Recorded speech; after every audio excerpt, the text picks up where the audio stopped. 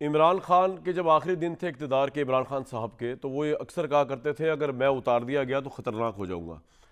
ख़तरनाक वो हो सकते थे मज़ीद अगर अवाम उससे सड़कों पे आती उनकी जेल में जाने के बाद से प्रेशर बिल्ड करती, या इलेक्शन के बाद जिसको वो कहते हैं इलेक्शन चुरा लिया अपने वोट के मैंडेट के लिए बाहर निकलती, तो वो उस लिहाज से ख़तरनाक नहीं हो सके, क्योंकि अवाम का प्रेशर एक प्रेशर होता है जो दूसरी ताकत के प्रेशर को न्यूट्रलाइज या फेस कर सकता है। लेकिन इसमें कोई दो राय नहीं है बहुत से लोगों के नज़दीक कि इमरान खान इस मुल्क का एक बहुत बड़ा मसला है जिसको डील तो करना है। इससे पहले भी वज़ीर आज़म बहुत बहुत बड़े मसले रहे, लीडर्स बड़े बड़े मसले रहे। अगर इमरान साहब की मैं कोई कंपैरिजन ड्रॉ करूँ तो वो भुट्टो साहब के साथ होगा। वो भी एक मसला बन चुके थे बहुत से लोगों के लिए। उस मसले का हल तो निकला जो हमने देखा तारीख में कि उनके साथ क्या हुआ। इमरान खान का जो मसला है उसको किस तरह डील किया जाए, ये सबसे अहम सवाल है, क्योंकि पूरी सियासत जो है वो और हमारा मीडिया और सियासत इसके इर्द गिर्द घूमती रहती है। एक पर्सपेक्टिव ये है कि ये मीडिया ने हाइप दी हुई है इमरान खान साहब को। इमरान खान की पार्टी तिदर बिदर है, वो राजो महाराजो गौहर नायाब पंच तो इनके हाथ में चली गई है और उसका कोई पुरसान हाल नहीं, क्योंकि इमरान खान को वो एडवांटेज नहीं है जो नून लीग और पीपल्स पार्टी को था। उनकी कोई लेगेसी नहीं है जिसके साथ लोग उस तरह मुतहरिक हो जाए जिस तरह बेनज़ीर साहिबा, फिर बिलावल साहब आए, मरियम नवाज़ साहिबा, उससे पहले इवन कलसूम नवाज़ साहिबा, वो नहीं है। तो जो जब से वो अंदर है, वो भी बंद है तो पार्टी भी बंदी हालात के अंदर है, टूट फूट चुकी है। एक ग्रुप निकला जो नेशनल डायलॉग कमेटी बन गई हुई है, उसको आज हुकूमत ताने दे रही है कि भाई आपके तो अपने पास मैंडेट नहीं है, तो आपकी बातें तो बड़ी अच्छी हैं कि सीनियर जो असीरान है पीटीआई के खातून हैं जो जेल के अंदर, उनको छोड़ दिया जाए। हमारी यास्मीन राशिद साहिबा जो हैं, या जो वहाँ शाह महमूद कुरैशी साहब हैं, वो पॉलिटिकल डायलॉग, क्योंकि वो इमरान खान को समझते भी हैं, इमरान खान की बात समझेंगे भी। और बाकी तो ये राजे वगैरह जो है, ये तो राजा साहब वगैरह जो है, ये तो बड़े नए लोग हैं, इमरान खान का इन पर कोई इन्फ्लुएंस नहीं है। लेकिन प्रॉब्लम ये है कि हुकूमत की सीरियसनेस इस लिहाज से देख लें कि उन्होंने उनको ही आज तारिक फजल साहब आज प्रेस टॉक कर रहे थे, वो कह रहे थे जनाब national dialogue committee Fawad Chaudhry साहब वगैरह जो हमारे भाई हैं, उनके तो अपने पास मैंडेट नहीं, उनकी अपनी पार्टी और इमरान खान का उनको कॉन्फिडेंस हासिल नहीं है। लेकिन उससे बड़ा सवाल ये है कि शाह महमूद को भी आप छोड़ दें, यास्मीन साहबा को भी छोड़ दें, इमरान खान के ऊपर तो मेरा ख्याल है दुनिया में इमरान के अलावा किसी का इन्फ्लुएंस ही नहीं है। And the only exception is Bushra Bibi. तो ये लोग क्या कर लेंगे जाके। एक पर्सपेक्टिव ये है कि इमरान खान के बगैर भी मुल्क चल रहा है, हम जंगें भी जीत रहे हैं, हमारी इकॉनमी भी बेहतर हो रही है, हमारी रिपोर्टें भी अच्छी आ रही हैं, हमारा दुनिया में तकरीम और जो है वो भी इज्जत भी बढ़ रही है, इजाफा हो रहा है। तो फिर Imran Khan is no issue, ये तो पीटीआई का इशू है या मीडिया का इशू है। दूसरा ये, जब मैं कल तहरीक तहफ़्फ़ुज़ आइन वालों को सुन रहा था, शाहिद खाका लबाई साहब को, वो कह रहे थे कि जी मुल्क नहीं चल रहा, मुल्क बंद हो चुका है, इकॉनमी नहीं चल रही, इन्वेस्टर नहीं आ रहा, अरबों की करोड़ों कोई इन्वेस्टमेंट नहीं हो रही, इस तरह नहीं चलेगा। वो उनका इशारा सारा यही था कि एक डायलॉग किया जाए, तहरीक साहब को ऑन बोर्ड लिया जाए। और आज पीटीआई के जो अरकान थे वो DGISPR की प्रेस टॉक का जवाब देते हुए यही कुछ फरमा रहे थे। तो इमरान खान कितना बड़ा मसला है इस मुल्क का, है भी या नहीं, और किस तरह हम देख सकते हैं अगले आइंदा आने वाले सालों में पाकिस्तान विद और विदाउट इमरान खान आगे जाता हुआ, ये एक बड़ा अहम सवाल है जिसके लिए मैंने ख़ास तौर पे मुजीब रहमान शामी साहब को जहमत दी। आज शामी साहब बहुत शुक्रिया, आपने हमें वक्त दिया। आमिर लिहाज राना साहब, फैसल चौधरी साहब और राना एहसान अफजल साहब जो कोऑर्डिनेटर हैं प्राइम मिनिस्टर के।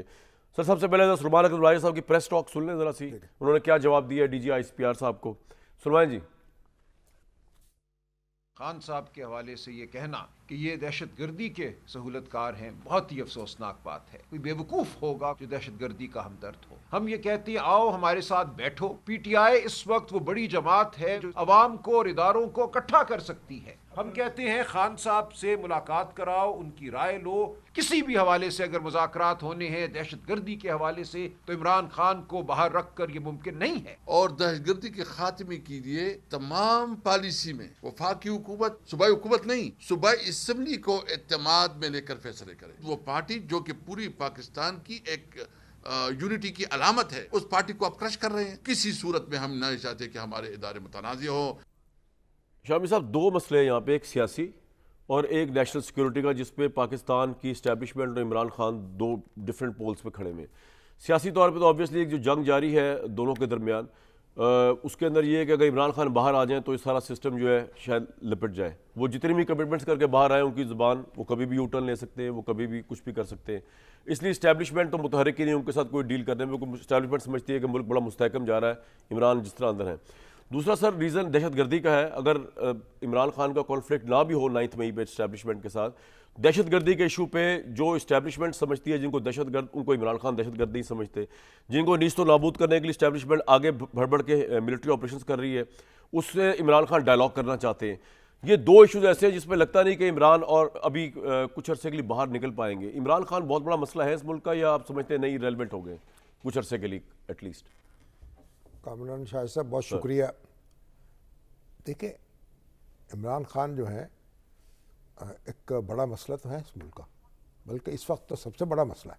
अच्छा। देखिए, उनकी एक पॉपुलर सपोर्ट मौजूद है। ठीक है, मैं ये नहीं कहता कि उनके पास वीटो है, बिल्कुल सही। कोई दूसरों के पास भी वोट है। दूसरों के पास भी वोट है। और अभी तो मैं ये देख रहा था, आज ही एक सर्वे कराया एक नून लीग ने। नून लीग, वो नहीं, इसमें एक निजी यूनिवर्सिटी है उसने, अच्छा, उसका एक रिसर्च एंड एनालिटिक्स जिसमें नून लीग आगे नजर आ रही है, जिसमें नून लीग आगे नजर आ रही है उसमें उन्होंने बताया है जी कि 36% जो है ना इस वक्त सपोर्ट जो है वो पीटीआई की है और 33% मुस्लिम लीग नून की है। अच्छा। और गुज़श्ता एक साल के मुकाबले में, यानी एक साल पहले भी सर्वे कराया था और 25,000 नौजवानों से उन्होंने राय ली, अच्छा, जो उनकी यूनिवर्सिटी के तालिब इल्म है ठीक और है। तालबात हैं। तो पीएमएलएन की जो पॉपुलैरिटी है उसमें 9% इजाफा हुआ है आप इसको सही समझते हैं सर्वे को? और पीटीआई की जो पॉपुलैरिटी है उसमें 7% कमी हुई है ठीक है, पिछले साल के मुकाबले में। ठीक है। तो पहली बात तो ये देखें कि जो पॉपुलैरिटी है वो एक ऐसी चीज़ नहीं है कि ये कोई पहाड़ है परमानेंट रहे, है? जो परमानेंट रहे। ये घटती बढ़ती रहती है। अगर ये घटे बढ़े ना तो फिर तो एक ही पार्टी अगर इलेक्शन में आए, वो मुल्क हमेशा में जीती रहे। ठीक है। तो फिर आप 5 साल बाद इलेक्शन क्यों होते हैं, 4 साल बाद? एक पॉपुलर पार्टी जो है ठीक है, वो उसको डिफीट भी हो सकती है।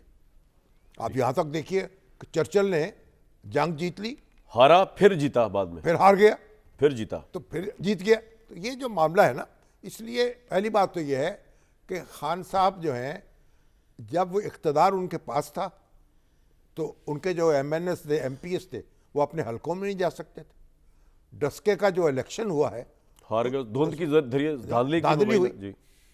अब उसके बाद उनकी वेव आई एक और पॉपुलर हुए। अब जो उनकी पॉलिटिक्स 2 साल से चल रही है ना सर, उसमें उनकी, यानी जो उनकी पॉपुलैरिटी है वो कमी होगी, उसमें ज़्यादा इजाफा नहीं होगा, क्योंकि उन्होंने अपने लोगों को थका दिया है और कोई, यानी वो अचीवमेंट हो नहीं सकी। बिल्कुल एक इनकलाब का जो ख्वाब था वो पूरा नहीं हो सका।